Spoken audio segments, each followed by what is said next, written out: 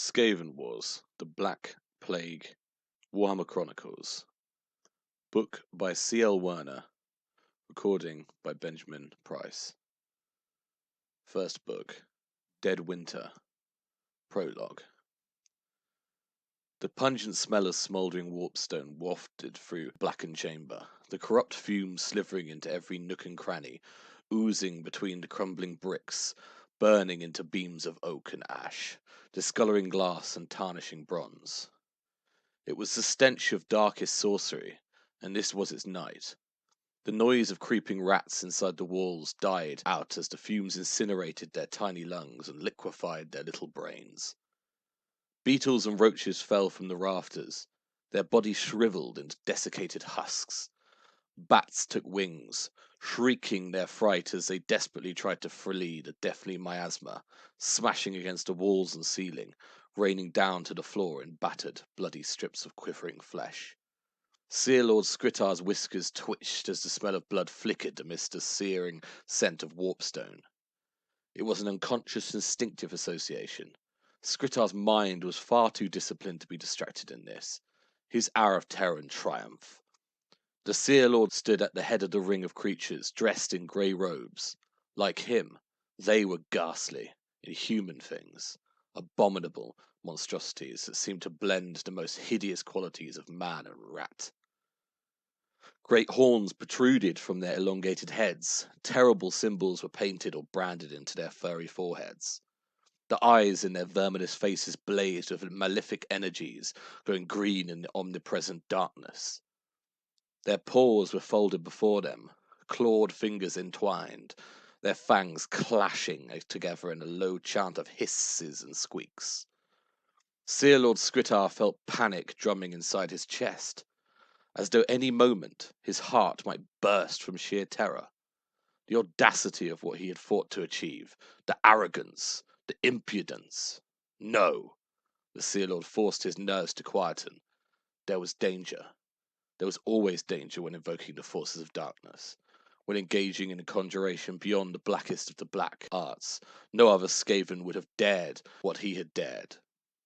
Yes, the risk was great, but the reward was still greater. His eyes narrowed as he gazed across the vast chamber. 11 horned rat men in grey robes, all of them the most potent of the Order of Grey Seers, with himself, the mighty Seer Lord, and the horned rat himself symbolically assuming the sacred role of 13th implement of the cabal. Each of the Skaven sorcerers had imbibed in a potent mixture of wormroot and warpstone before the ritual, magnifying their own abilities yet further by devouring the still living brains of their most gifted acolytes. The malign influence of Gershisnacht itself increased their power still further, and whatever extra magic they needed, they could draw from warpstone fumes rising from 6 caskets arrayed about the edge of their circle. Protection? Of course. A series of concentric circles composed of sigils and runes drawn in the blood of elf things, mixed with crushed warpstone and the powdered bones of dragons. The greatest protection, though, lay in numbers, playing the chance that if anything went wrong with the etheric retaliation, would claim a different Ratman. Skritar gazed past his chanting minions, staring above them at great window stained glass. It was a relic left behind by the original builders of Skavenblight. The foolish man-things who had reared the shattered tower and engineered their vast city, only to have it taken from them by the horned rat and bestowed upon his favoured children, the Skaven. There was something of magic about the portal of stained glass set into spiderweb of iron. Only magic could allow it to alone survive the tolling of the 13th hour, when the horned rat's divine malignance had struck down the humans like a mighty earthquake and left their great tower broken and crumbling. Only the most potent of sorcery would have allowed it to endure million generations of ratkins staring like the great unclean eye upon the teeming hordes of Skavenblight as they birthed, grew, and perished. Through the window, Skritar could see the gibbous moon of sorcery, the ghoulish Morschlieb and its erratic orbit, an eerie allure. This night, the Chaos Moon was ascendant, perched exactly at the center of the 13 constellations, glancing away from the moon's unsettling glow. Skritar could see the fangs of the big rat and the long tail of the little rat.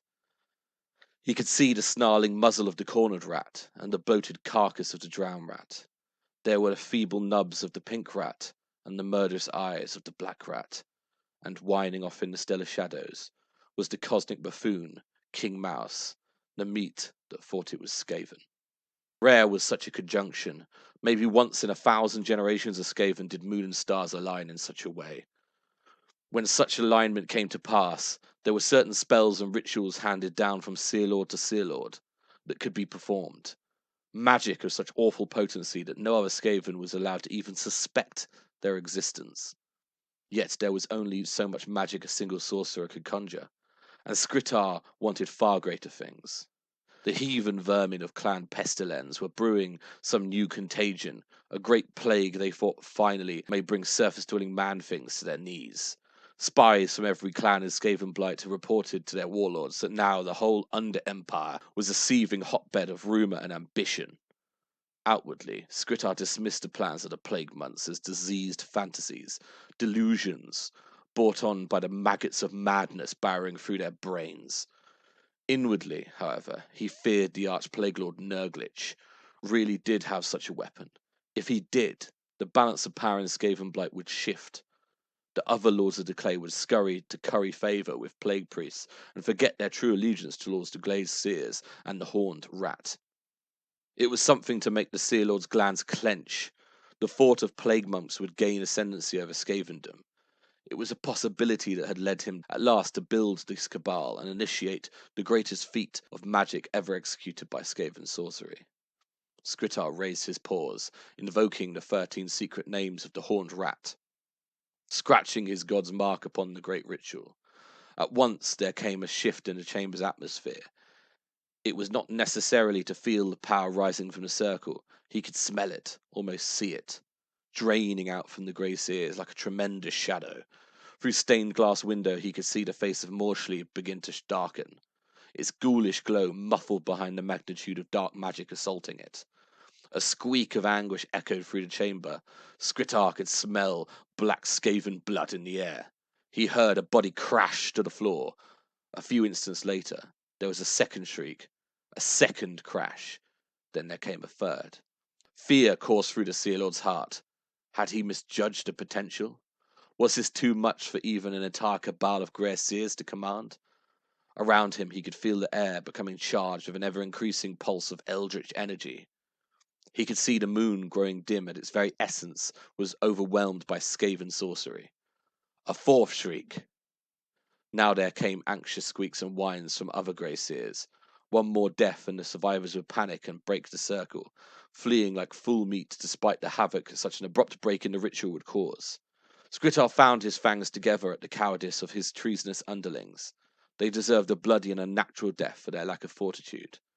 By their sacrifice, the Order of Grey Seers would ensure its place as masters of Skavendom. It was their duty to stand and die for the glory of the Horned Rat and his true prophets. Skritar nervously nuzzled his chest against the elven talisman he wore, hoping its magic would be enough to protect him if his craven hench rats broke the circle.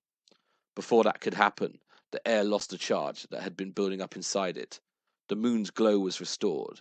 The smell of etheric malignity drained away. The Seer Lord ground his fangs, glaring at his nervous underlings. If he found out one of them had ended the spell prematurely, if he learned one of them was responsible for causing the ritual to fail. Then there was a tremendous flash of light. The sky beyond the window was aglow with spectral radiance, a great aura that surrounded Morschlieb. Skritar hissed in triumph. The ritual had worked. By means of his sorcery, he had reached out and ripped chunks from the moon itself, great shards of celestial rock that could now circle above the earth, waiting for that moment when Skritar would call them down and claim for him his own.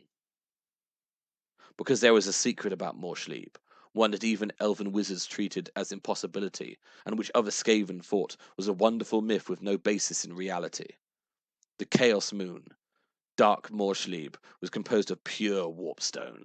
The chunks Skritar had torn from its face would be enough to drive the Under Empire into a new era of might and power. It would be enough to make Skritar the wealthiest rat man in all of Skavendom, able to buy and sell other Lords of the Clay as though they were sacks of goblin meat. C.S. Skritar smoothed his whiskers, savouring the excited squeaks of the surviving grey seers. They knew what they had done. The ritual had exhausted them, left them drained and weary, but still their hearts burned with avarice, as they imagined all the warpstone waiting that could be called down from the sky. Skritar bared his fangs in a savage grin. The parasitic whelps would never share in that wealth. It belonged to the Order of Grey Seers and the Seer Lord, not to a rabble of overly ambitious schemers and traitors. It was really too bad they knew too much. A little knowledge was a dangerous thing. A lot of knowledge was a death warrant. Fingering his lucky cat's foot, Skritar's gleaming eyes drifted to the darkness beyond the circle of power.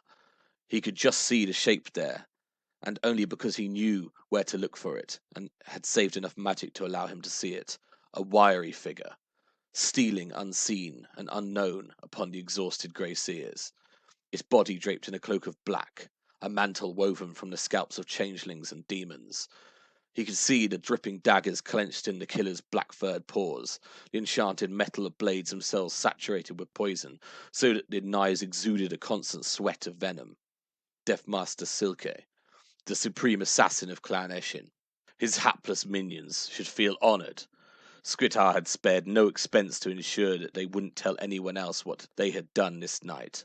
He wondered if they would appreciate just how costly the services of the Deathmaster were.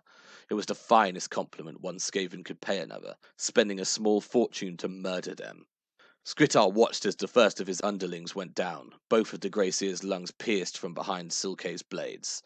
Before the first victim had even hit the floor, the Deathmaster's invisible form was springing across the circle to open the throat of a second witless sorcerer. It was exciting to watch the slaughter, thrilling to watch an accomplished killer at work. Just the same, Skritar kept a good grip on his catfoot, and made sure he had an escape spell ready. There was no knowing if the Night Lord of Clan Eshin hadn't made a mistake of accidentally adding an extra name to Deathmaster Silke's contract.